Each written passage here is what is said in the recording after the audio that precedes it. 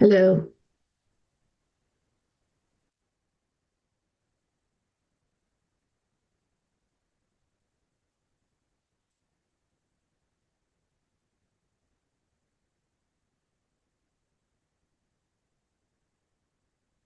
Who's Christine?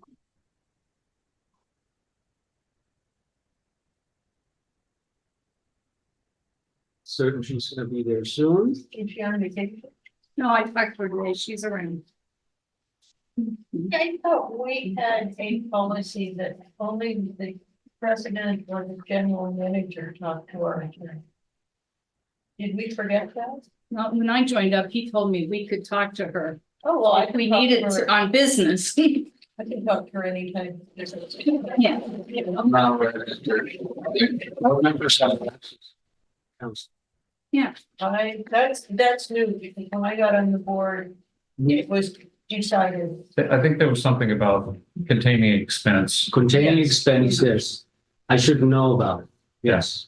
I think it'd be good to coordinate through you or look for that, but we can talk about that. Yes, and Sid did in this case coordinate with Yeah.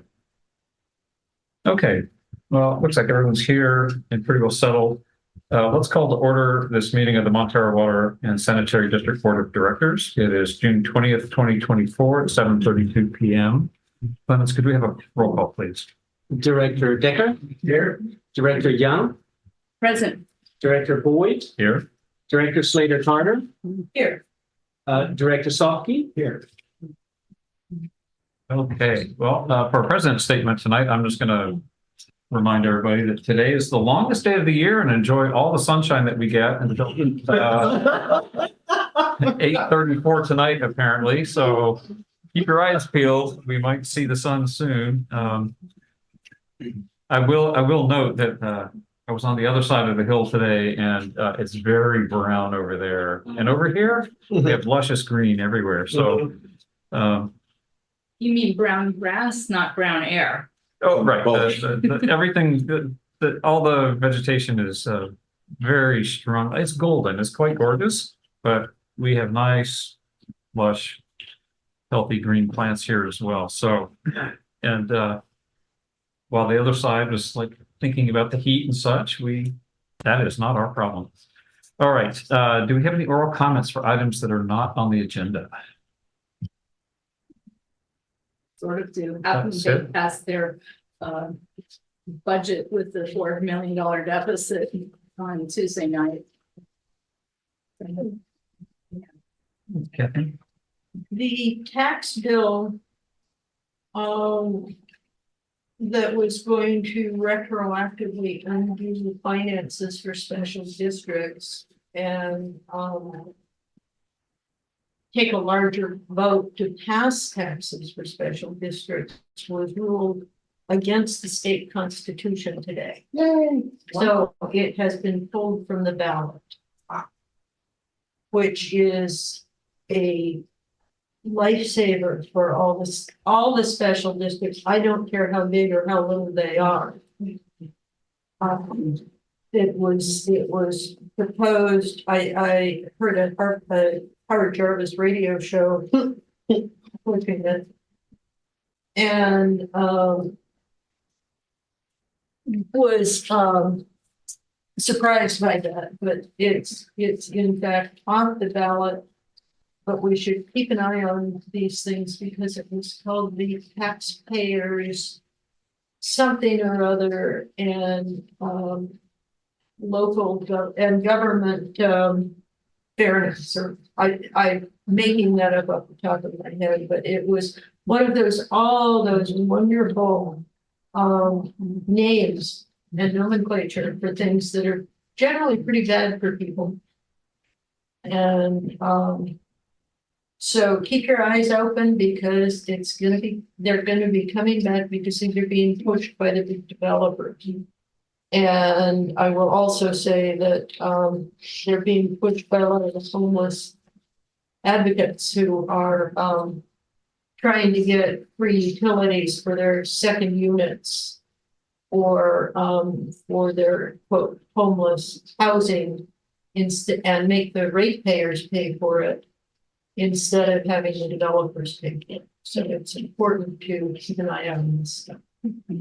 Briefly, let's not have a discussion on this. It's Yeah. just, it was initiative 1935, and it would have rolled back to, they might have clawed back rate increases all the way 2 years prior. So it's a good thing that it didn't pass the Taxpayer Deception Act with the title. So everybody would have voted for it with the title like that. Anyway. Okay. All right. Get back to the agenda here. All right. Yes, Greg Diegas. As long as we're commenting on legislation, I just wanted to give you all an early warning. And this is not an MCC position. I'm just speaking as an individual on this. That there's a proposed $20 billion housing bond. It's really a series of up to 7 bonds by the subsidiary of the Metropolitan Transportation Corporation, an unelected regional governing body. And that bond would provide about $16 billion in funds going back to the counties. $4 billion would be a slush fund for the MTC, and it would cost $48.3 billion and not be paid off until 2078. So quick math, that's 3 times the cost compared to the proceeds.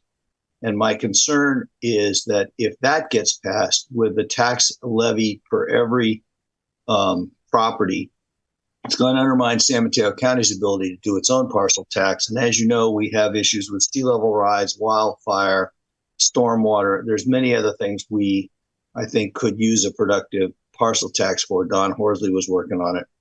But this is going to be a huge deal coming. And I just want to warn you, look for it on the ballot. Long story. All right, Greg. I don't see any other hands. Let's move on to, we have 2 items for public hearings tonight, and public hearings are special. We'll open it up. We'll have the hearing. We'll receive any testimony from members of the public, and then we'll take a vote to close the public hearing, and then we'll take it to board discussion. So let's start with the first one, review and possible action concerning adoption of a revised master fee schedule. Thank you, Scott. This is a yearly item that we've put up pretty much at the same time, just before the fiscal year starts. Our fiscal year starts on July 1 and ends on June 30. So we update all of our charges and fees that are in the master fee schedule. Those are water, sewer, and solid waste collection charges. Solid waste collection charges are updated in December, so we leave those alone. We're talking about the water and sewer charges. Particularly what we have in here, the new sewer service charges, the new water rates, as well as the new water system reliability charges. Those were approved through the 2023, through last year's Prop 218 process, to increase by 9%. But here we are actually suggesting to increase them instead by 6% only. This goes back to actually the budget, which is a later agenda item that we have up for approval tonight, and to the recommendation of the Finance Committee. So major changes from the prior year. We have the sewer service charge rate that's going up from $28.93 to $30.67. We have the monthly meter service charges going up from $30.86 to $32.71. Connection charges and all other construction-related fees are increased in accordance with the California Construction Cost Index. That is a 7.33% increase this year. Application fees and other fees that are based on our staff's time for review have been increased by 3.77%, and that's in accordance with the SFA cost of living increases from the U.S. Bureau of Labor's Consumer Price Index. Another change goes back to something that we introduced 2 meetings back, and that is we now added administrative penalties for water theft. Those were authorized, and now we actually added them into the master fee schedule. So depending on the severity of the theft, we can levy penalties between $130 and $3,000. So here, as Scott mentioned, we're asking to open the public hearing, consider relevant public testimony, close the public hearing, and then adopt the ordinance of the Montara Water and Sanitary District, restating and amending the master fee schedule. All right, the public hearing is now open. I see a hand, Greg Diegas. Hi, as a ratepayer, of course, I don't want to see things go up, but as somebody who has some responsibility for the community as a whole, I'm not clear about these rates. I didn't see a rate study. I didn't see a financial projection for those rates, although we did have a finance committee packet which showed insufficient reserves, if I recall correctly, in both water and sewer. And I haven't seen anything that ties these rates to solving that problem. I also haven't seen an update in, I think you call it your urban water management plan, or whatever the equivalent is for this district. I know we've lost 2 wells because of PFAS. So I guess my question is, and one more data point. When we approved that water system reliability charge, you may recall the study was arguing for double the amount the board actually approved. And so now that reserves are inadequate, I'm just curious why we don't have more comprehensive projection tying in a solution to the reserve level. Not that anybody wants to pay more, but stuff is hitting the fan. We already saw CCWD had to borrow $5 million, I think it was, just for a routine asset replenishment thing. And SFPUC, by my calculations, is $8 billion in the hole, and there's some rumblings coming out of them. So I just don't want us to be caught behind the 8 ball as these other districts seem to be being. If anybody could explain the lack of the rate study and the projections tying into a solution for the reserve. Thanks. Okay, we'll get to some response on that when we go to board discussion. Do we have any other public testimony? I'm not seeing any. Can I have a motion to close the public hearing, please? Second. Whatever. So I think Peter made the motion, Sid, you seconded the motion. All in favor of closing the public hearing? Aye. Aye. Any opposed?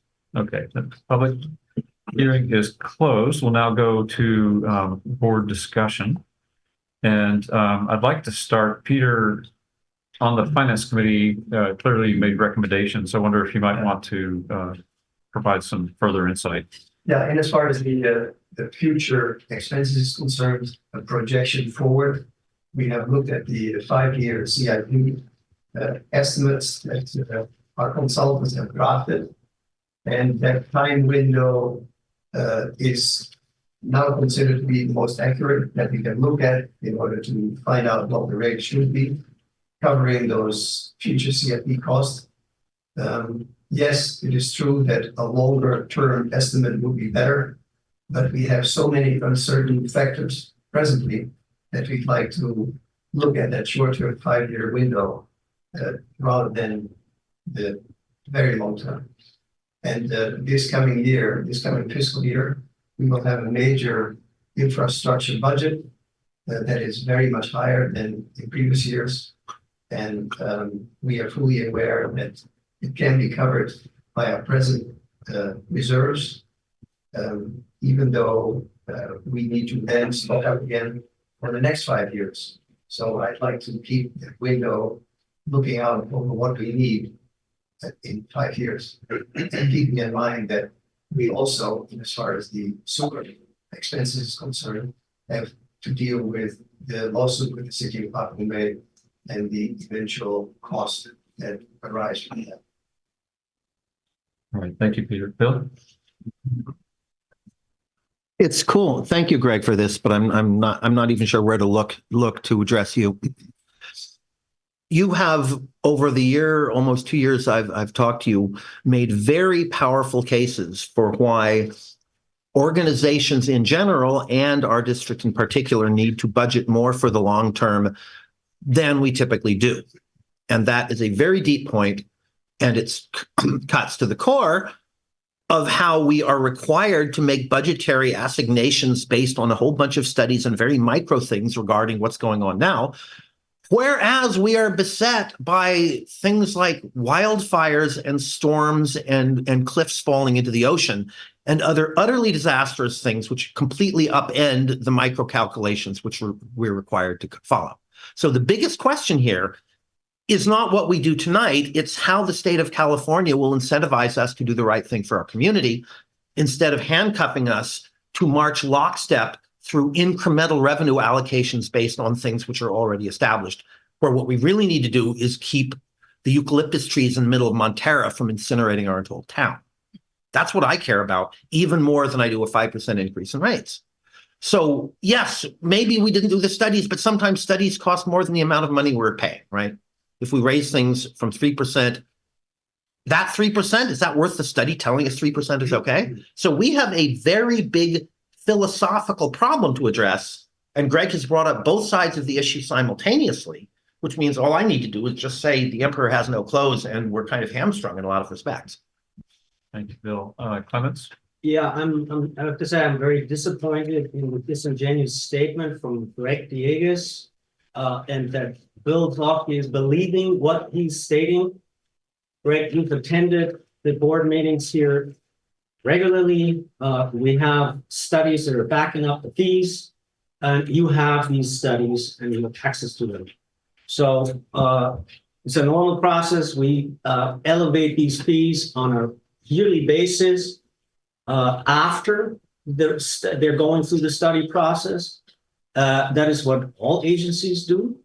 That is a normal process. So not to go through a rate study every year, you raise the rates according to these factors. So that's a standard process. And all of these fees are backed by studies. And you have seen them, Greg, and you're stating that you haven't seen them and that we didn't do them. I'm sorry, that's not okay. All right, thank you. I'm gonna comment. I just want to emphasize, and thank you, Clements, for mentioning that, because the annual actions that we take to adjust the master fee schedule are just points in time along a much longer timeline. And what's important to see is that we do take the time and spend the money and do the work to conduct the studies on a fairly periodic basis. Those studies are extensive. They take a lot of work from our consultants and also from our staff. And so this is something to be done at a cadence that fits, but not something to be done every time we want to write a check or adjust a budget. And so the Prop 218 notice that this is authorized under was preceded by the studies that led to the recommendation, that led to what we asked for in the Prop 218 notice and the vote then to authorize the possible spending. What you're seeing here this year is, given the conditions, working with the committee, working with our sewer engineer, working with our staff, that even though we have the Prop 218, we have the authorization to go as high as 9%. We're going to try to moderate that a bit and keep it at 6%, acknowledging what Greg is constantly reminding us of. The costs go up, we have to make sure the money's there, but also recognizing we've got to be pretty responsible about how we go about doing that. And I'm sorry, I forget which hand went. He already went on. I think that was next. My name was brought up. No, well, that's okay. You can come around and cycle. Okay, I did talk with Clemens today, and we did have a Bartles and Wells rate study, not right preceding this meeting, but last year. And it was a 9%, I think, but we're lowering it to 6%. Is that what you said? we have authorization for Right. up to 9%, Yes. and we have chosen to recommend 6%. So that's good for the community. And the other thing was, I noticed there was, money being taken from reserves to fund this upcoming year, and I was concerned about that. But it was said that we don't always use everything, and sometimes what we project to take from reserves to cover everything, because some of our projects don't go forward right on time. Like you said, there's equipment that doesn't come right away and that sort of thing for the CIP. So I felt like this was pretty good, but I did have one question for Clemens when I was going over this with you today on the phone. I thought you were going to amend the thing for wells to make it exactly the same as residential. I told you that we are not going to amend it. Oh, okay. There is a slight administrative error on the wells, and I Okay. was specific that we're not amending it for tonight. Okay. We're just That's fine. making the change administratively because there was a math error in the Okay. well calculation. No big deal. Okay, so Bill, I don't recall mentioning you. No, Clemens Right. did. Clemens Okay. said, I'm sorry that Bill Softy believes something Greg Yeager said. And I do not believe Greg Yeager said anything actually criticizing anything we're doing. So first of all, I don't think he said anything that I needed to believe. And I'm absolutely certain that my comments were not based on the veracity of anything he said, but based on the statistics of how outliers and black swan events happen in the world of long-term planning. I was raising a deep philosophical issue, and I'm sorry that Clemens misunderstood both Greg and me. Okay, let's move on. Catherine? The study last year gave us the latitude to raise our rates from last year into the future 9%. We're not lowering anything. We are raising the rate, just not to the full extent of the 9%. Yep. We have, and I think it's wise right now, we may have to look at what happens with this trial that's coming up. And see what happens with that, because that's, Christine, that's in February, right? Is when the trial is? Correct. And we are managing, as Peter knows, the finances at SAM, so that they aren't a sudden impact on the districts. Being fully aware that the ERF lawsuit. And just for the audience who's watching from Montara and Moss Beach and El Granada, and anybody else can ignore this, or you have anyway. Half Moon Bay has caused the fixes for ERF to go up multitudes of dollars, I think in the millions. And we have some major expenses coming because we couldn't get the fixes done that the entire SAM board and all the board members had agreed to by the deadline that we had agreed to. So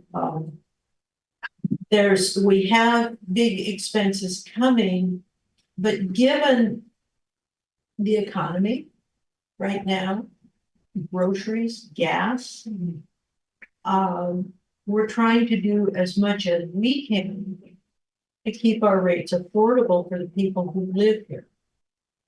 Because there are just a lot of people there's a lot of houses for sale right now, and a lot of people who are in trouble financially. And this board has a history of looking after, because we represent our ratepayers. And Greg, if we have to take loans to do this stuff, we probably will, if we can. That's one of the solutions to SAM, although that's a whole nother discussion. But right now, we have to make sure that people can afford water and afford sewer here, because the consequences of not being able to will get very, very expensive. Thank you. Thank you. I have a question for you, Clemens. So I see the recommendation, and I just want to confirm from staff's point of view, the recommended increase is something that we can manage and that we're not going to suffer unduly from not taking it all the way up to the 9%. That this is something you've considered, and this is actually a number that you're bringing to us. That's not, that is true, but this is also a number that is supported by the Finance Committee that went, extensively, and the Treasurer who both extensively went through the budget. And we went through essentially this exercise looking at various increases and coming to the decision that a 6% this year is manageable.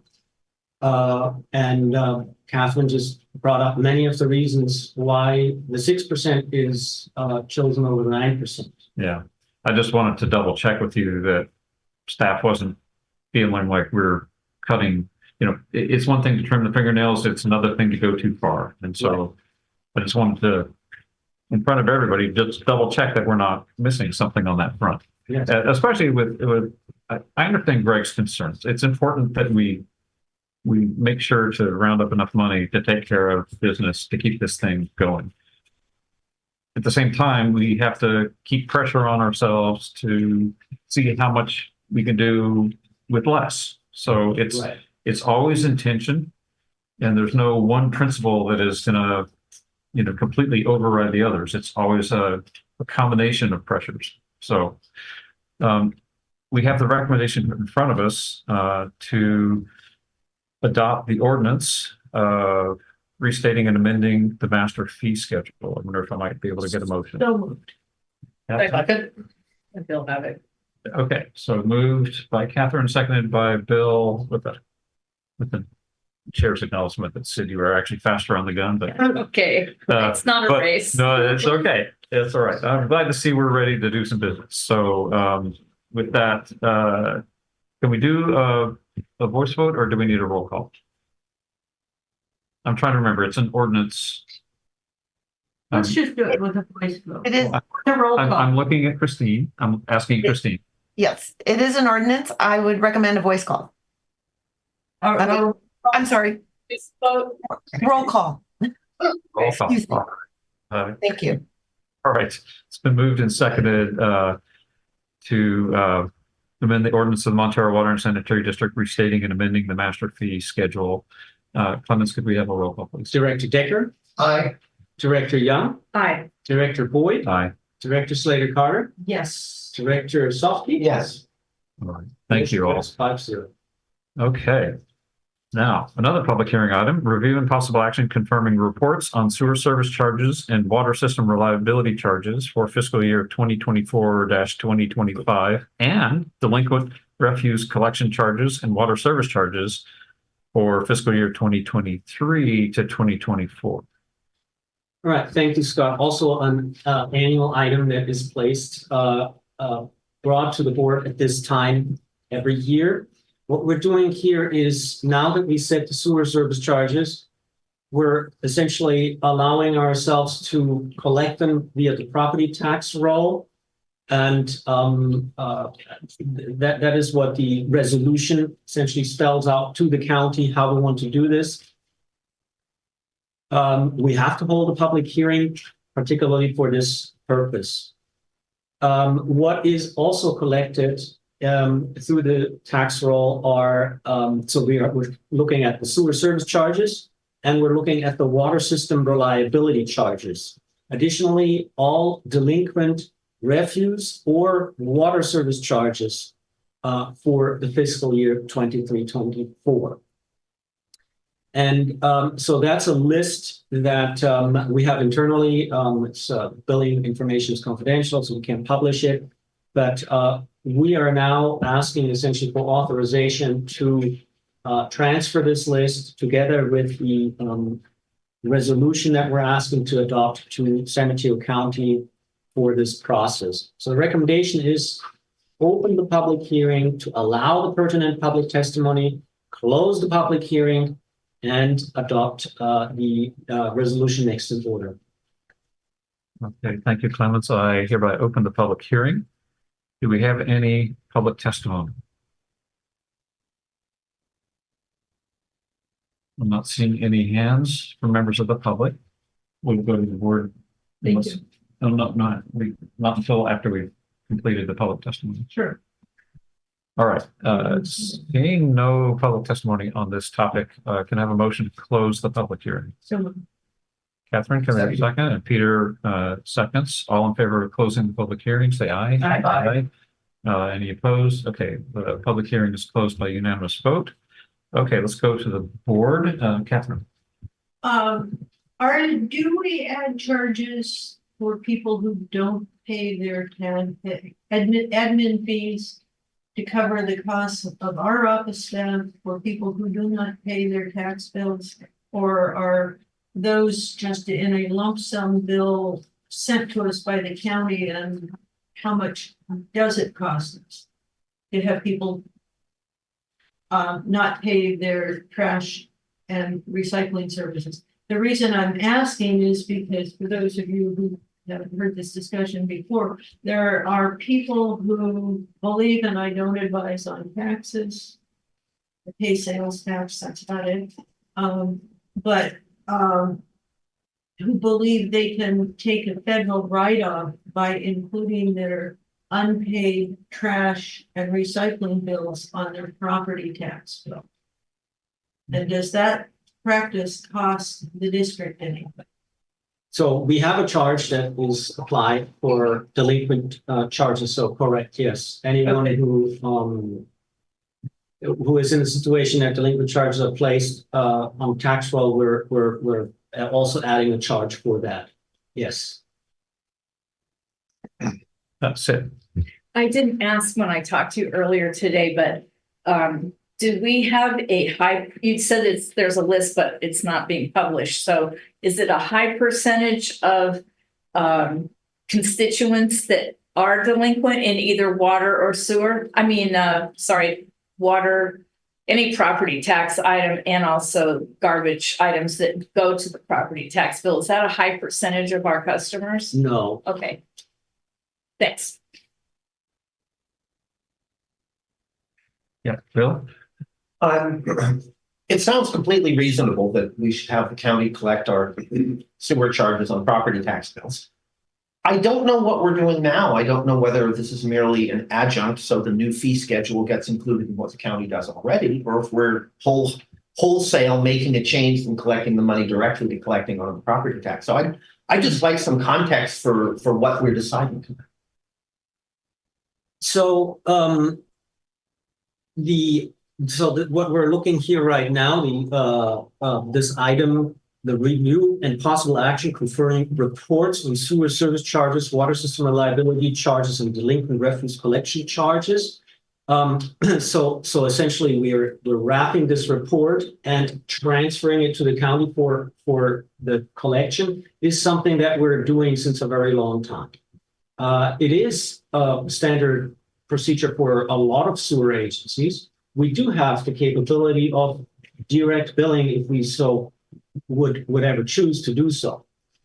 But this is not a new action. So this is something that we do on a yearly basis. This is standard procedure. Oh, okay. We're just bringing this resolution up as every year and asking to All right. send the sewer service charge roll with the addition of the delinquent charges and the water system reliability charges to the tax collectors. So this sounds reasonably minor in the grand scheme of things. It's a necessary step. And by working with the county on this, they already have a mechanism for collecting these fees. And if we were to try to replace that, that'd be But this isn't a new thing. no. Okay, good. no. That's what I needed to know. No, but there is advantage in this is one of those things where working with the county provides a real advantage because we don't have to staff it up, and they do some very hard work on this, and so all right. And their cutoff is in July. So we have to do it now.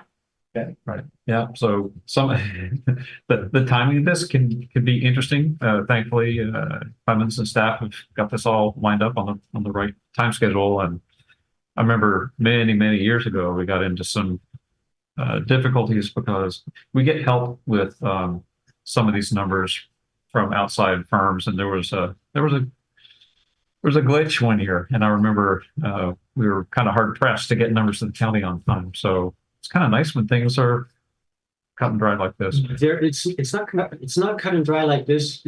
You just don't see the work that staff is putting in. And there's a lot of work that Tracy and Daniela are working very hard on this right now. Thank you. I don't mean to minimize it. I'm just grateful that things are well in hand and being done. I think this reflects a lot of work on staff's part to make it look ordinary, and that I know there's a lot of work behind it. Every single number on here is going to matter to somebody. So, Yes. and every year we have somebody come back to us and go, "Hey," so it's nice when that's as few as possible, and that we're prepared to deal with that even when that comes up as well.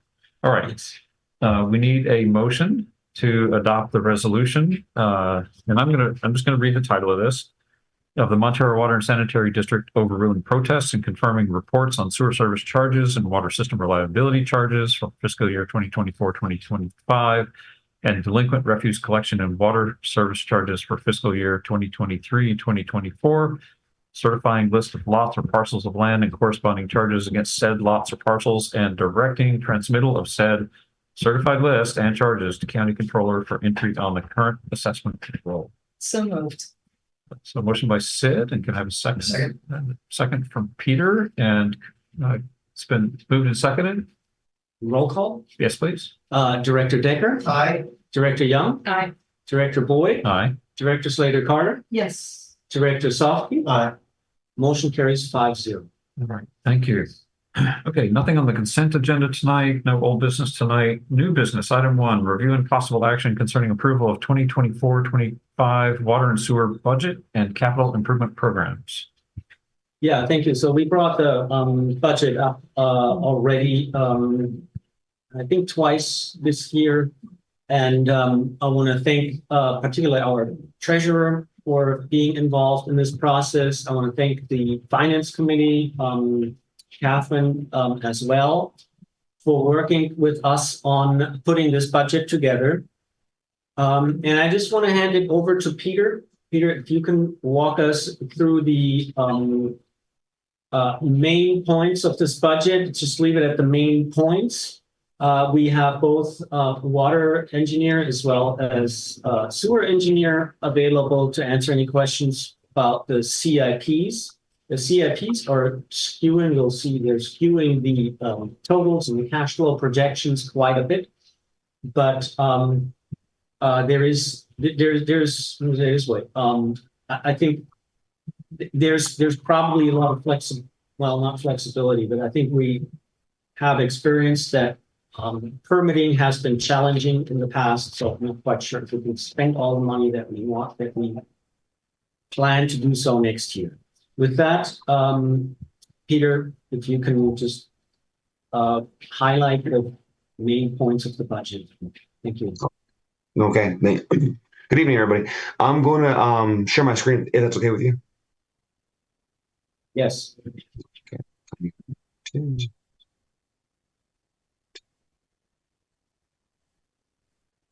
Okay. Well, so we've talked about rate increases for the first two items here. And as we talked about, rate study performed in April of 2023. We had agreed to a 6, 9, and 9 as far as those limits. Going through this year and even last year, the major impact items, as you guys know, personnel costs for our sewer side SAM, as well as our CIP.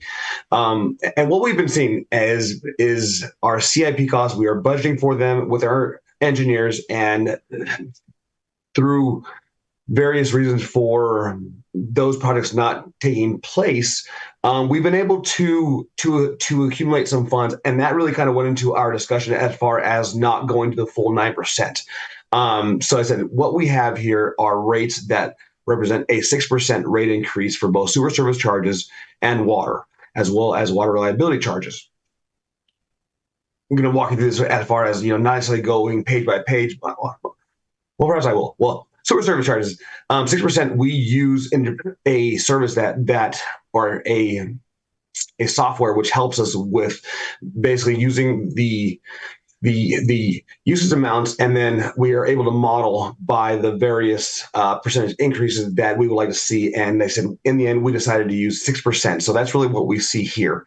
And then all the rest of our operational costs, we have our history, we know certain points, and then from there we are able to model out our operating expenditures. The one thing that I want to draw your attention here is for SAM, Sewer Authority Mid-Coast side. We were provided our assessments for the full year for both O&M and collections.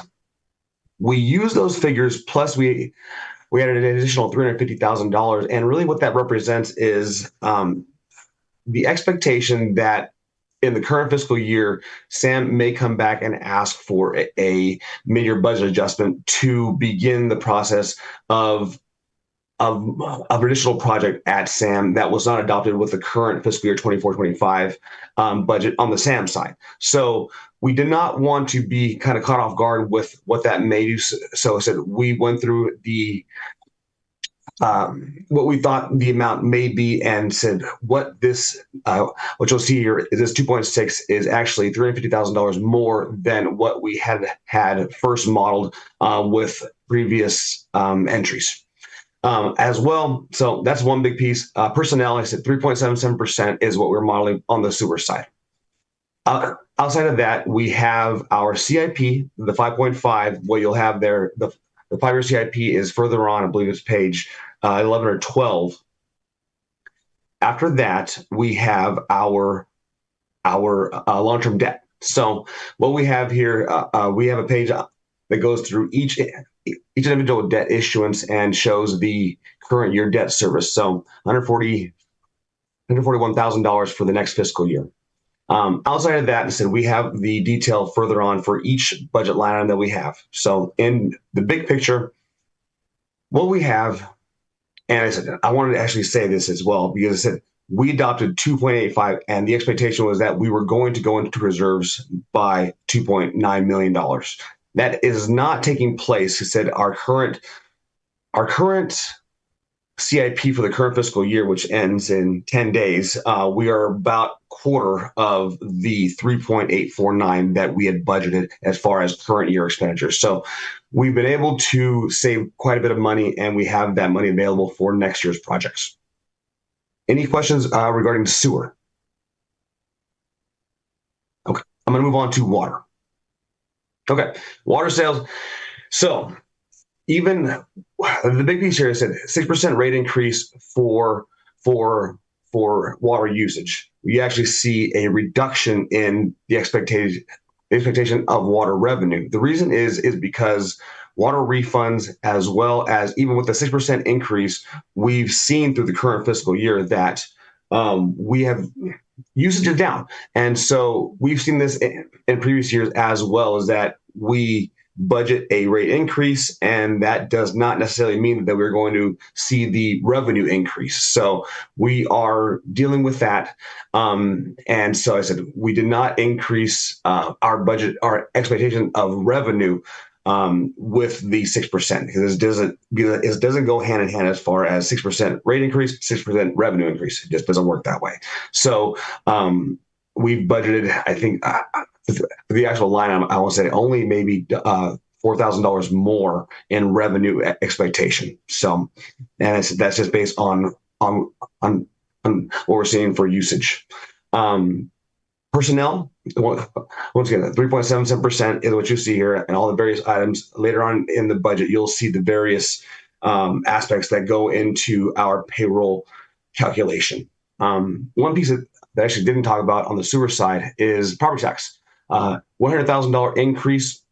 What we're trying to do here is increase with increased assessments, but as well as recognize a small portion of ERAF. We have not done so in the past. In conversations with the board, we decided that since it's been fairly regular over the past 7 years, we will capture a portion of it.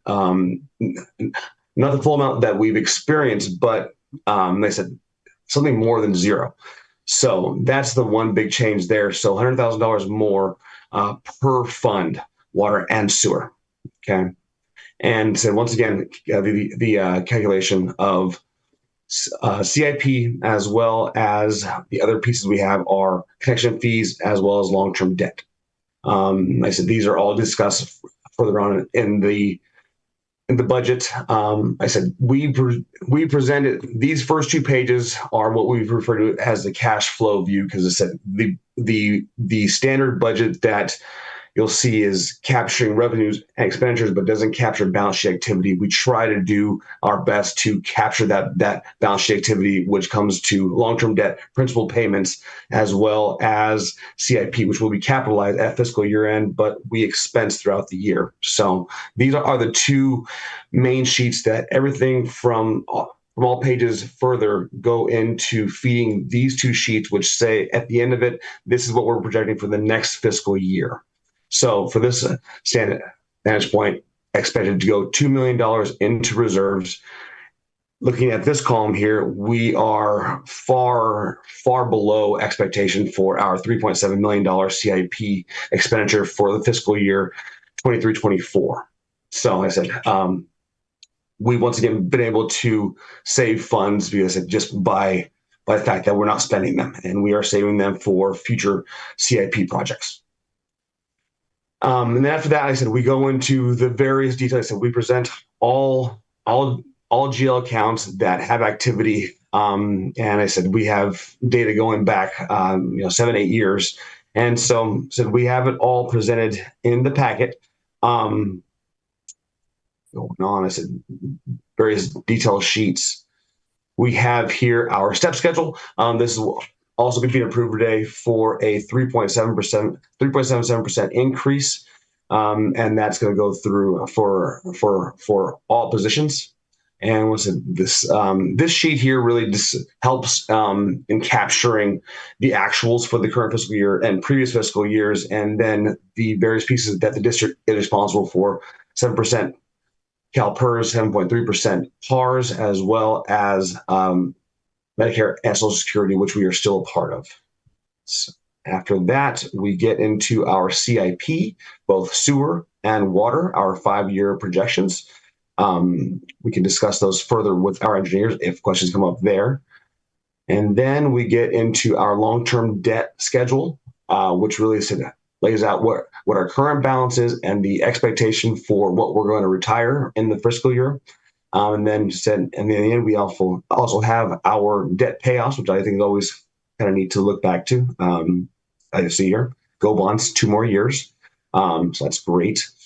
And then also the reserves. I was hoping to get the reserve figures updated by for the 531 for 531, but we could not get those completed in time to get into the budget. So I said I have those figures updated with 531 actuals, but we have the discussion for reserves. It didn't. Well, there was a shift, obviously, for a month of activity. Late does not, because it said that gets credited every quarter. So the late balances have not increased, but anything that's doing Wells Fargo and Camp have. So we have these figures as well updated.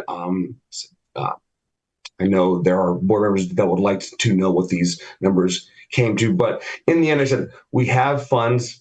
We talked about it earlier.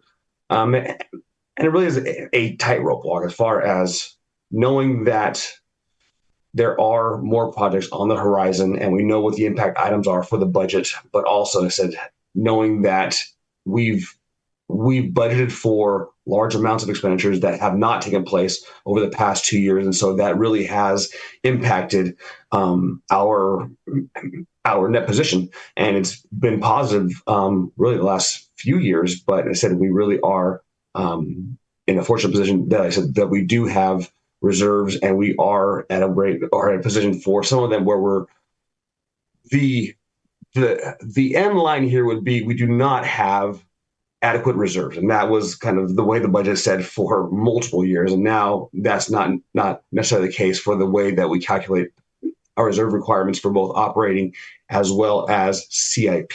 So I said that's a good thing, but I said we're still not at that maximum rate. So that's really what we have here. Oh, the one last piece I want to talk about was we do have a glossary. Went through and tried to capture everything that we had an acronym for and just explain it as well as spell it out. So I hope that helps.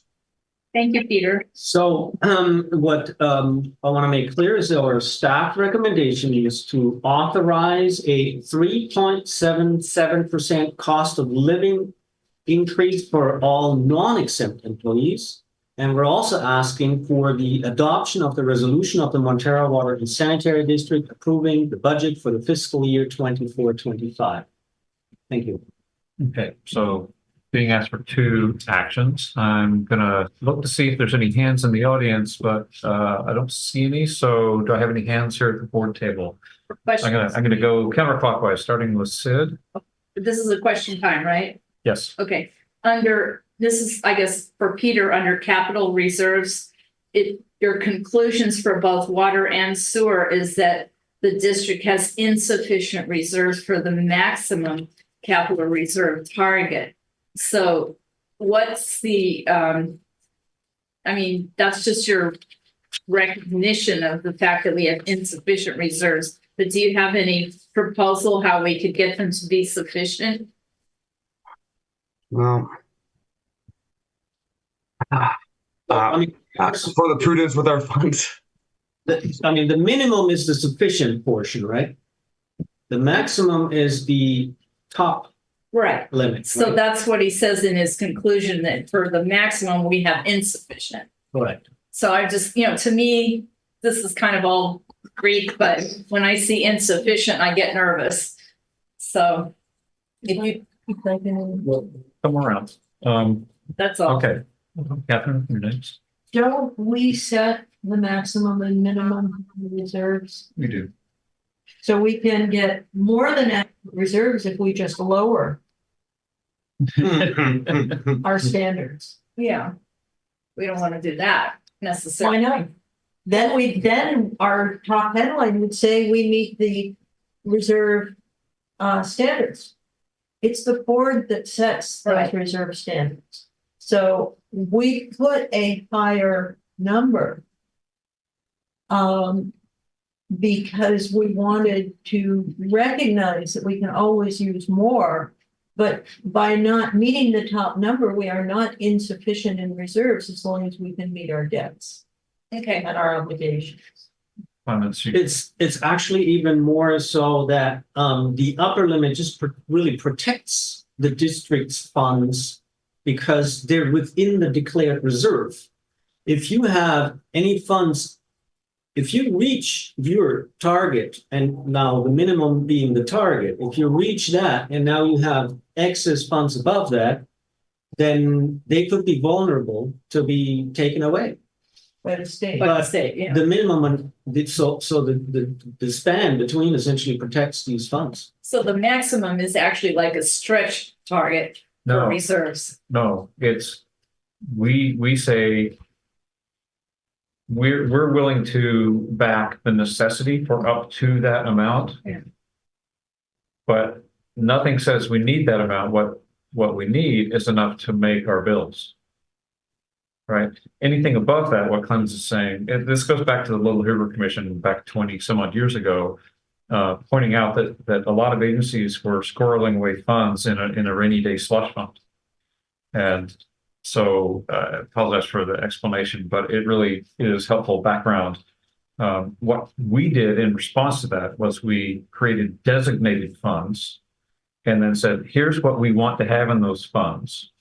Here's what the purpose of the fund is. So we've got the operating reserve, we've got the capital reserve for water, a capital reserve for sewer, and we set upper bounds on those to say anything in that range is something we can account for. Anything above that range, maybe you're right, maybe we're State squirreling could take it, away yeah. money. So that's just a place where, based on what we said, as long as we're under that, then we don't have the excess reserves that So this is a guard Okay, for the designated reserves. Bill? This is another even more simple-minded version of the same question, because credentials aside, I can't actually do complicated math in my head on a remote screen.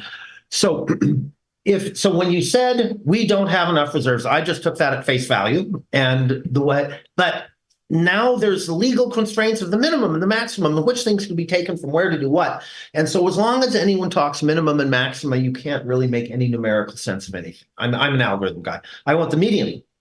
So what is the number which is halfway between the minimum and the maximum? Divide by 2. No. Hang on, I've got a very specific question. It's really simple. So what is the number which was halfway between the minimum and the maximum? That's kind of a centroid. And where are our reserves relative to that number? Are we at it, above it, below it, by how much? I'd like to respond to that. The median doesn't matter. Because what matters is that when we have money in the budget and when we have unexpected expenses, that we have sufficient reserves to allow us to responsibly cover those debts. So the minimum is established by what we have in our budget. But we also have prior experience to give us some idea in any given year, you know, what's the worst we've seen, what's the least we've seen, and then we've got to pick some number probabilistically, usually, you know, usually some gut level thing based on the high and the low and the frequency of when do we need more money. That we can't take we get hit by an asteroid, it's going to cost $50 billion. We're never going to put that in the reserve fund. But we do have unexpected line breaks and other kind of, smaller scale calamities. So at the discussions around what to set as our reserve amount policy numbers have always been long and complicated discussions but it all comes down to risk management. And for the designated reserves, we have the CIP, which says over the next 5 years, we plan to spend X amount on water, X amount on sewer. And so some of what the designated reserves are saving up for those expenses. So we can see some of those coming.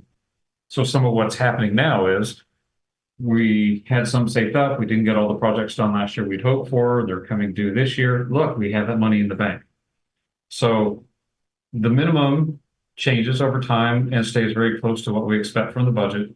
The maximum is what we set as a way to say to the state, anything under the maximum is accounted for. It's not for you to come try to claim. So the minimum and maximum serve completely different purposes. Cool. And can I respond to that? Please, yeah. Yes, Mike. That literally illustrated my point, is that there are so many legal constraints and hooks and barbs and thresholds here and there that any discussion of reasonable long-term planning is caught in a thicket of essentially legalese and contractual obligations. That is why I asked the question, which I'm sad you said was unimportant, because I thought my question was a simplifying one. I merely asked, what is a number? And you told me that my question was not an important question. And I still think it is a simplifying number. Peter, I'm very curious. What is the halfway point between the minimum and the maximum, and how much of that do we have or not? wouldn't the answer Wait, be on? Assuming, Let Peter respond. now, assuming you're referring to our CIP, because I said our operating reserve is cut and dry. It's 6 months of projected expenses. So outside of that is going to be our CIP reserves. Those do have a top and bottom. So here, let's go. I'll pull it up really quickly. I haven't pulled up. Just tell me. I don't need to see. Okay, sorry. So yeah, following along is probably easier so you see it along. And I'm pulling the calculator out. Okay, water first. 3,554,627 plus 4,215 there. Divided by 2. We have 3,884,814. No, sorry, 3,884. Yes, 3,884,814. So that's our water. That would be the midway point. Okay, of which we have $4.2 million. What does it mean, engineer estimate? Okay. And, anyways, I mean, That's right. I see Pippin, recognize Pippin. All right, cool. Thank you. That was exactly what I needed. Pippin. Yeah, go ahead, Pippin. Can't hear you. Maybe on mute. There we go. Is that better? Yeah. Thanks for recognizing me. Scott actually really touched on what I was going to say there, but I'll just kind of reiterate. For example, Peter touched on the fact that because of the particular scheduling of our CIP project that's currently ongoing, for just one example, we've paid the contractor a good sum of money, but we still have, about $1.5 million of obligation for the last contract still to pay. But by the way the budget is displayed, all cash being expended in this next fiscal year is being demonstrated. So, about $1.5 million that did not get spent last year, so it's still sitting in their capital reserve bank account, is now going to be spent this year in addition to the projects that were already planned this year. So in a few months, we're higher than that median point maybe right now. In a couple months, we're going to pay that contractor, we're going to dip below that median point, and the remainder capital fund will be spending to go down towards that minimum goal. And then the next cash comes in the fall and it comes back up. So this fund fluctuates, several $100,000 twice a year.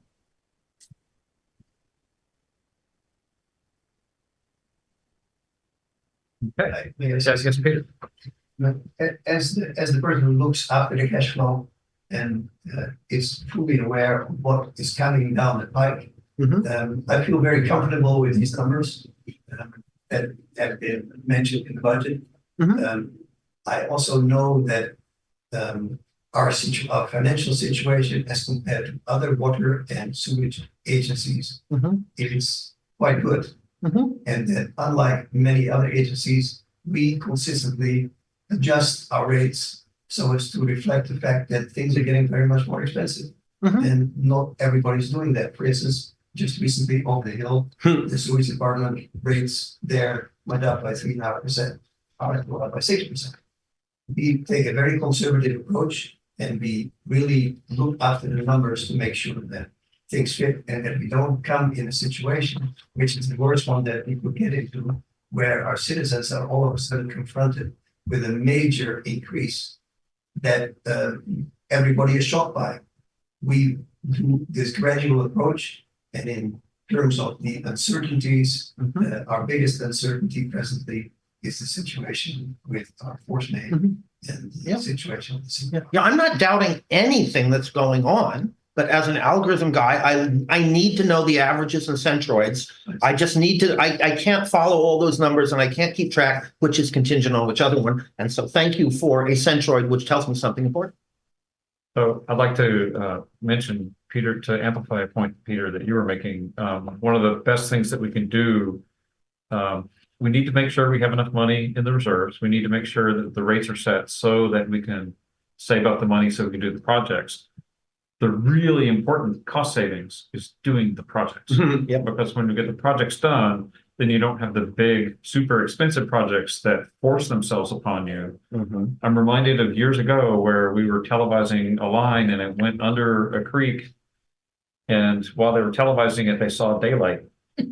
And I remember George, our previous manager, brought this to us and said, yeah, we have to do something about this like right now.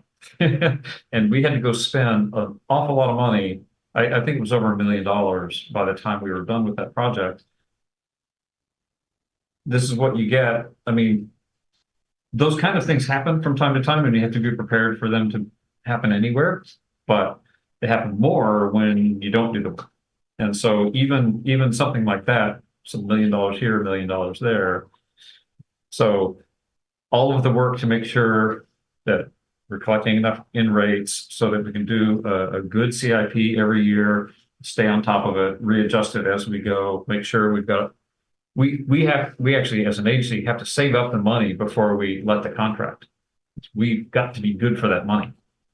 And so that's why the reserves kind of pre-fund what we're gonna do in the work. Sid? So on pages 17 and 16, which is water on 16 and 17 on sewer, it does break down the minimum target and the maximum target. But there's something in there called an engineer's estimate, and I just wondered what that is. That's Pippin or SRT, putting in what they think we need to put aside or are gonna spend. Pippin, do you have a way you would characterize that number? I think the way that, Clemens, you could correct me on this, but I think part of the thinking on that is that you have to have some money set aside for design or emergency design or factors that come up for permitting. And I think it's a way to tell the state that, you know, we have capital work, but there's also some preparations. Not every project is shovel ready. So there's some work that needs to be done to support those projects. So I think that's really just a placeholder to make sure you have, you know, liquid funds to be able to deal with either legal expenses or permitting or design that would come up to make a project function. It's not an actual number that's budgeting anything. I think it's, as Scott pointed out, this is for like a regulatory cushion. Okay. So the maximum target is calculated with two numbers. It's the highest year of the CIP plus the estimate of the engineer what we need in any given year to essentially work through the pipes. So it's max year plus next year only minimum pipe work. And so I guess we've been working with an engineer's estimate of $750,000 for essentially next year's pipe works. For what? But this For is water. leaks, just reactionary stuff, right? I see. And I don't know how the policy is here. So however that's called in the policy, annual replacement capital project cost. So this is how the policy was. So this is the year-over-year non-CIP work. Just the regular base. That's kind of the assumption that that's, you know, what we need to just fix. Yeah, that's a good point also, Clemens, just to dovetail in there. You know, we do have expenses we pay to SAM every year for capital work. So there is, you know, in terms of capturing our reserves, even if we didn't do any regular Montara CIP, we still need money to pay SAM expenses for capital repairs. So that could come from that 750 budget as well. And is that why the sewer engineer estimate is higher than the water? I would say yes, based on that factor. I'd have to go back and read the policy directly, but as Scott really pointed out, these aren't specific budget numbers. These are kind of a regulatory explanation of why we save money and what we do with the money when it's in the bank. Catherine? Reading the top of page 16, it says capital reserve, then it says capital reserve colon. For the water and sewer capital reserve, the target amounts are based on district engineers' estimates of the annual cost to replace water and sewer facilities and the 5-year capital improvement plans. Each utility enterprise shall have a separate capital reserve. The maximum target amount shall equal the highest total annual amount given in the CIP applicable to existing customers plus the district engineer's estimate of annual replacement capital project costs. The minimum target shall be equal to the lowest total amount shown in the CIP applicable to existing customers plus the district engineer's estimate of annual replacement capital costs. Peter and Clemens, I think that clarifies the whole presentation of capital reserve. This A little laptop's- point, no, let me do this. A little point of order. Could we get power on the laptop, please? It's not plugged in right now. So if you want to know more, just read that. And I think it's pretty self-explanatory. Okay, let's, we have some business to do here. Do we have other questions on the content of the budget? If not, we've got a couple of things to do. The first is the cost of living increase for the non-exempt employees, and the second is adopting the resolution. So I'm looking for a motion to authorize a 3.77% cost of living increase for all non-exempt.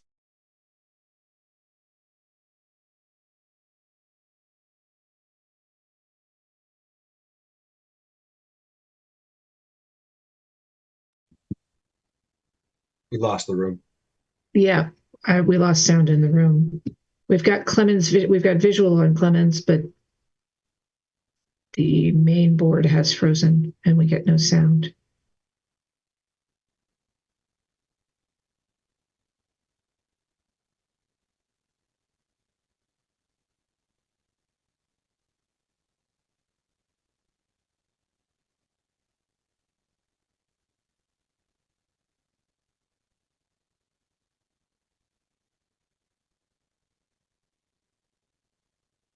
Oh. Now we've lost the boardroom.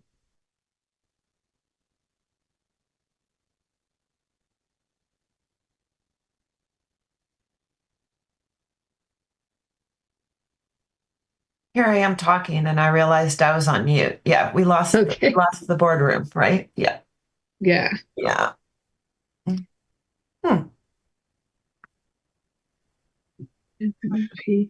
Doing the same thing. Thumbs is aware.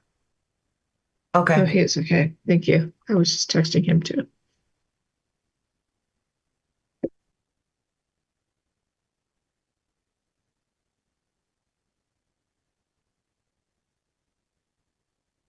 Clemens, you're on mute if you're trying to speak to the Zoom. Oh. Or I think he normally is on mute. The meeting room is back. On everyone, Okay. including you. Please, no one can hear. Let me.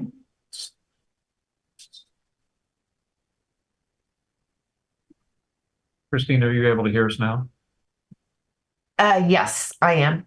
So let me bring everybody up to date while we had the little technical difficulty. The board, by unanimous vote, authorized the cost of living increase. And now on the table, we have a motion and a second to adopt the resolution. We're about to take the vote. I'm calling for a voice vote. All in favor of adopting the resolution, please say aye. Aye. Aye. Any opposed? By unanimous vote of the board, the resolution approving the budget is approved. Okay. Now, if I can find the next agenda item, here we go. Double checking. Review and possible action concerning district election on November 5, 2024. Yeah, thank you. So we received now the correspondence from the chief elections officer. This is again, standard paperwork that we get pretty much that we get before every election. And so we filled this out, how this was decided by this board in all prior years. So there's a choice for the candidate statement limited to be 200 words, and that was chosen by the board so far every single time. So we actually are assuming that the board is going to choose that as well. And what is the other 200 more? And the cost of the candidate statement is supposed to be paid by the candidate instead of by the district. That's also something that the board has historically decided as such. So this year's election looks a little bit different for us. We have, so the first time that our 2 seats that are elected by division, following the district's transition from an at-large to a district-based election system. So this November's election, the electoral divisions 2 and 4 seats will be elected. We currently have Director Slater Carter and Director Boyd on at-large seats. Those seats end. Additionally, we have the remaining term for Director Loman's at-large seat. Currently, Director Young is serving the initial term of Director Loman's at-large seat, and the remaining 2 years will be up for election. What's also important is that all candidates running for office are required to file a Form 700 statement no later than the deadline for filing a declaration of candidacy. We have actually some revised documents here for the board. And I'm just going to say we have a slightly revised resolution that is just a little bit clearer and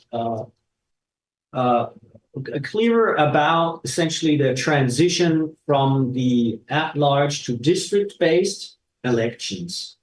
And we also have the candidate policy form that is looking a little bit different, where essentially we are making sure that there is, under the first point in the policy candidate form, the number of members to be elected by the governing board for a 4-year term listed as 2.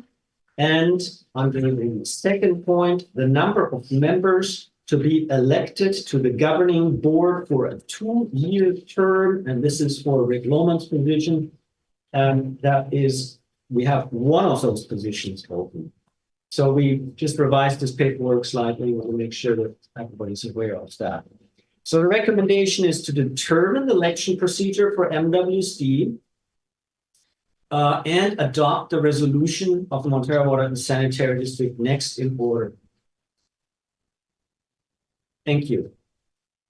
Okay, do you have any comments, questions from the public? Seeing any, let's go to the board. Sid? On this revised one, should you not, even though we don't have any people who are running yet, should you not at least fill in the sub-districts that are up for election in this next cycle, which is 2 and 4? I think it's a good suggestion. Yeah, we should put sub-district 2 and sub-district 4, list them probably. And just leave a blank because there's no incumbent. But it's actually the resolution that is specifying that in detail. So, Okay. I mean, it's already, all laid out Right. Okay. in the resolution. That's correct, Clemens. The resolution controls, and that question on the policy form relates to whether or not there's an incumbent, and if there is, which division or sub-district that incumbent resides in. But we don't have any by division incumbents, so it's blank. Okay, so just want to make sure we grapple with some of the practicalities here. So Christine, I'm just going to kind of play back to what I think you just said. Because we don't have anyone sitting in those seats today, there are no incumbents for the seats that are open in the fall election. That is correct. No, hang on. Please, I'm trying to work very precisely through this. Okay. So it is normal. I've done this a bunch of times where I show up at the county elections office, I file my papers, and I get to say incumbent because I've been, one of the 5, and so no questions asked. I think a practical outcome from this, it is very likely that when one of us, should we decide to run, goes to the county elections office to file paperwork, the option to list ourselves as incumbent will be controlled by what is not written down here. That is correct. So, And I would direct you, Director Boyd, to Elections Code Section 13107, which defines what an incumbent is, and specifically when an incumbent is not someone that holds a seat that was an at-large seat and then runs for a seat that is a by-division seat. It's clear in that elections code. we're So- on the cusp of this transition, so it gets a little bumpy on this one. Bill? Well, Scott asked what the answer was, and you said go see section something. Can No. you just tell me the answer? When we run, are we incumbents or not? Can you tell us? And if you can't tell us, who can tell us and why? Oh, she did answer that. I would like to hear it even simpler than she said. Okay, sure. So I'm going to read it directly from the statute that I cited because it's pretty clear. A candidate shall not use the word incumbent if the candidate was elected to their office in an at-large election and is a candidate in a district-based election. Oh, wow, thank you. That wasn't. Sorry, that was better than my attempt to simplify it. Thank you, Christine.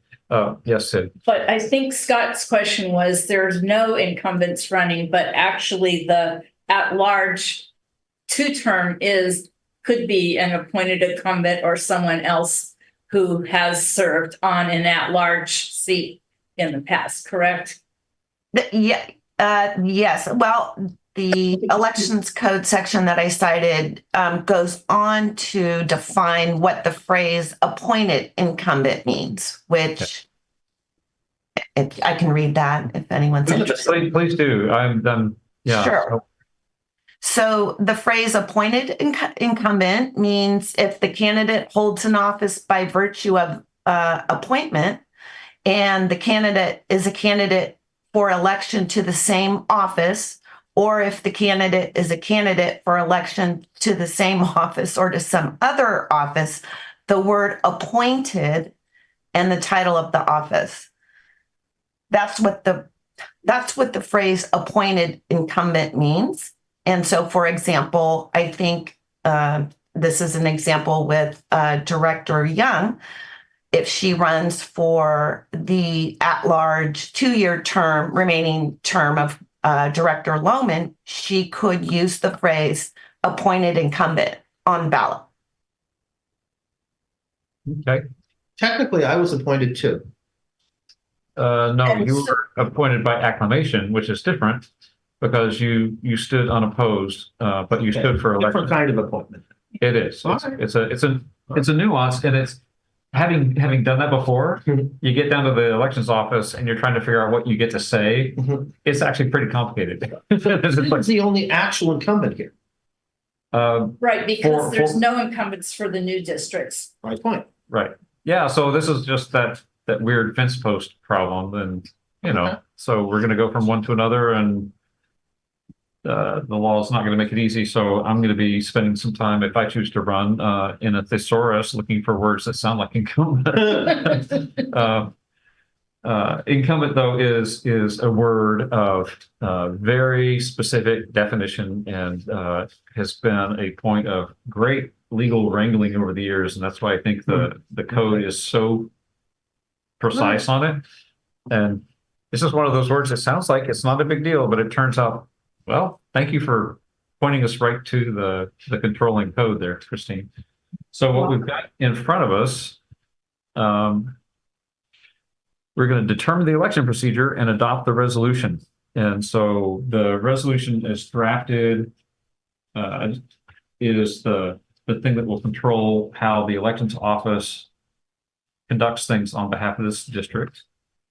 I don't have any issues with how it's drafted. Does anyone else have any questions or I concerns? didn't actually read it since it just was given to us today, but Well, why don't we postpone it until our next meeting then? Did we? Actually, we have a deadline, I think, to submit these papers in the resolution of July 1st. So we cannot, and I will say the initial resolution stated what we've all been talking about. There's one at-large seat open for a remaining 2-year term, and there's one Division 2 seat, 4-year term seat available, and one Division 4 4-year seat available. And I just clarified those statements from the first resolution to the one sitting on your desk, just to make it very, very clear that's what we were seeking. There was no changes. I just sort of spelled it out very precisely and simply. to make sure that the county understood what we were doing. Because it is a little confusing, like Director Boyd stated, and This- it's a year of transition. This is something in preparing for the agenda, Clemens and I talked about a little bit, and Clemens called the county to get some advice on how to go about this, and the county said, well, you tell us. So all the problem got pushed back to Clemens and Christine. So this is the result of careful looking at the I will note that, it says, please complete and return this form. And does it require a vote? Because our district board adopts the following policies effective for the general election. But the only signature required here is general manager, and it also means we do not need to file by July 3rd. It's only for the board to adopt this resolution. So I move that we adopt this resolution next in order. I'll second it. Okay, so we have a motion, a second, we've got some discussion. My understanding is we're just clarifying this so that what we've been discussing here is what we expect to be communicated clearly to the elections office. If they're confused, they'll come back and let us know. I'm pretty sure. So let's go ahead and still sitting hands. So let's do a voice vote. All in favor, please say aye. Aye. Aye. Any opposed? Okay, so by unanimous vote, we've adopted the resolution calling for an election. And I want to say thank you, Clemens and Christine. I know this was an oddly sticky wicket. You'd think it'd be a little more spelled out in the, but and I was kind of surprised the elections office passed it back to us, but you know, I'm glad they did, and I'm glad they were clear about where they thought the responsibility rested. So it's good to have that clarity. And before we move on to the next item, these maps are not particularly clear for determining which side of the street, which streets are involved.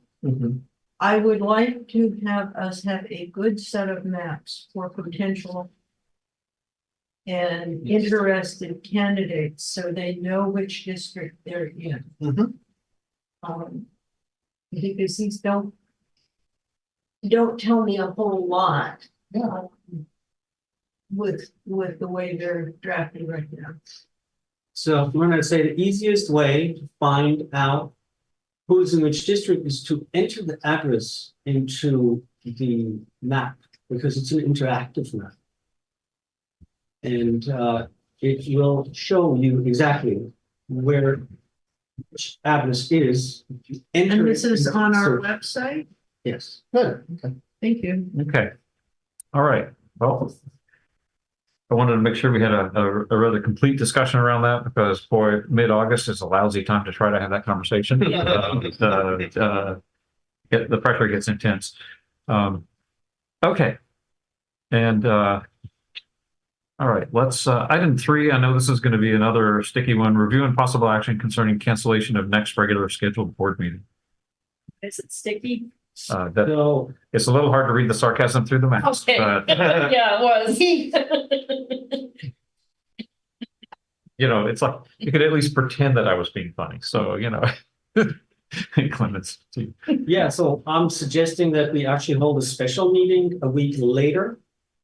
I will be traveling starting July 16th, so the July 11 meeting may be a good opportunity to get a board meeting. So does anyone have a difficulty with July 11th instead of July 4th, which we cannot by law meet on July 4th? 11th work for everybody? I don't know. I'm fine. I think I'm just coming back from my bike. Oh, that I'm so sorry to hear that you're going through that terrible burden. Yeah. I hope you have a great time. If for some reason we can't pull a quorum together, okay, that could happen, but let's go ahead and plan on July 11th Yeah. based on what I hear. I think I can do it. Worst case, we just need 3 of us. So, Mhm. okay. Let's then go to Sewer Authority Mid-Coast side. reports. Is this the first meeting in the month? There was a, Oh, well, this is our second meeting this month. Yeah. So was there a SAM meeting? The SAM meeting was is supposed canceled for next Monday. It was canceled, yeah. and there was a SAM board The meeting. finance committee meeting, but that was canceled too. There was a SAM board meeting early in the month. I On the believe. 10th. Yeah, which we reported on. That Yeah. was- Hey, look at that. That was the approval, but We approved budget. Okay, so that was a lot of words to say. There's no SAM report. Okay, well, knowing about the cancellation, that's also a SAM report. Mid-Coast Community Council, Greg, do we have anything from you? Yeah, a few things. You may remember the Coastside Resilient Infrastructure Strategic Plan. Apparently, it got kicked off. The only elected official from any jurisdiction who attended, I'm told, was our Gus Matamal, chair. But no one else was notified of the meeting, as far as we can tell. So it was a bunch of agencies. All I can tell you is that there's a survey online.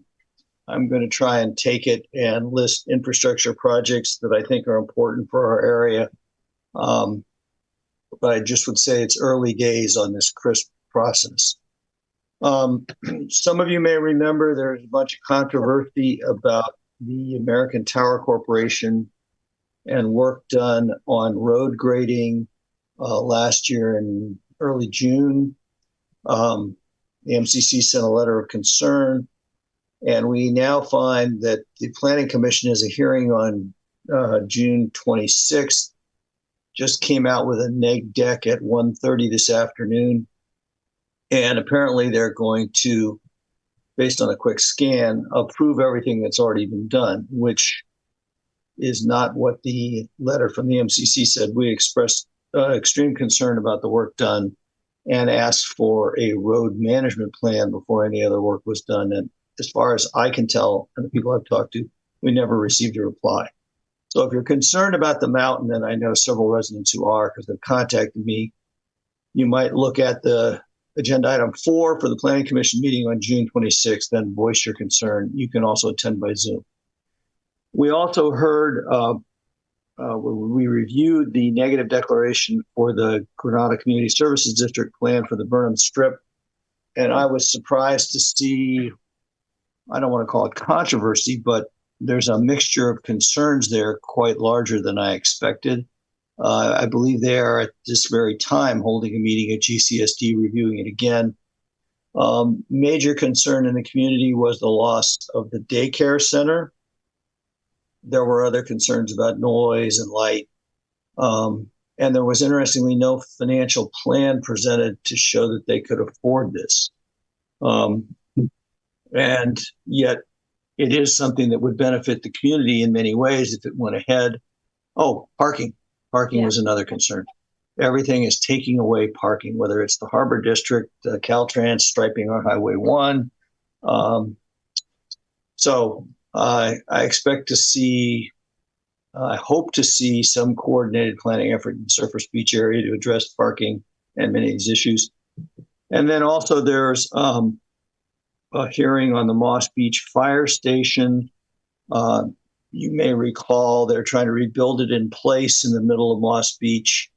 They then have to move to a temporary location, build something there while they work on the other one. There are a number of concerns the community has voiced about remodeling the Moss Beach Fire Station where it is.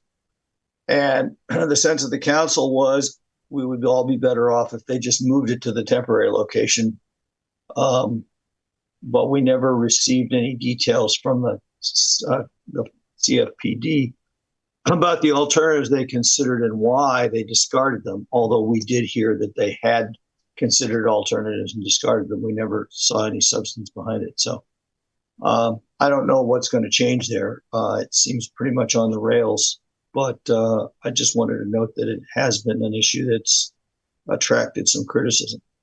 I think that's it for now. Any questions? Question from Greg, I heard that the Moss Beach Fire Station 44 is on the planning commission agenda coming up. Yes, it's one of the items on the 26th. That's what he said. Oh, I'm sorry. Apparently the notice went out for some property in Cuesta La Honda, but they're still gonna do it even though they misnoticed it. Per Lisa. I'm not sure. I'm not sure what the question is. I wanted to confirm that it is still on for the planning commission on the 26th. You're saying that you think their notice was effective? It had the wrong address. It said Cuesta La Honda when it was actually Montara, and they said they would just still hold the meeting. Well, it depends on if it's just on the public notice or if they, It was the one that got mailed to property owners in the nearby vicinity. well, So anyway, it's on the 26th, 9 a.m. Greg, That's my understanding. Yes, I Okay, think it's thanks. item 2. all right. Thank you, Greg. Catherine, anything for CSDA or LAFCO? LAFCO meeting will be next month and CSDA will be next month as well. Okay, thank you. Christine, any attorney's reports? No? Nope. Any director's reports? well, I was gonna attend the Emergency Services Council meeting, and today I looked up the agenda, it was canceled. Same thing for the stormwater thing from CCAG, that was also canceled, so too bad. Okay. All right. General manager's report? I just want to, at the last meeting, we stated that we have our newsletter. I want to highlight that actually in the newsletter is a link to our water quality report, and that's also available on the website. So just want to highlight that the April 24, no, excuse me, that is actually the 2020. 23, yes, it should be the 23 It's- water quality report. It's a year back. To think if it's 2 years or a year, it's always in the rear, Yeah. but yes. Yeah. It's our most recent one for the previous year. How about that? Okay. All right. Well, thank you for highlighting that. And it's good that we get the opportunity to get that information out there. All right.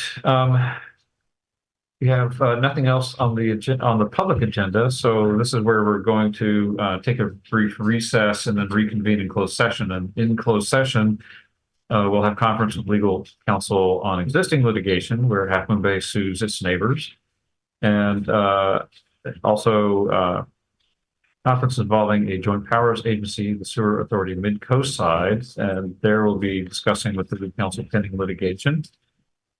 And that is specifically with reference to the ERF Foundation, the Ecological Rights Foundation versus SAM. And then we have a liability claim to discuss with claimant Susan Carroll. And then if we take any action in closed session, we'll report that out after we come out of closed session. I'd like to thank the members of the public. Thank you all for joining us tonight. We really appreciate your participation. Thank you so much for being here. And with that, we are in recess.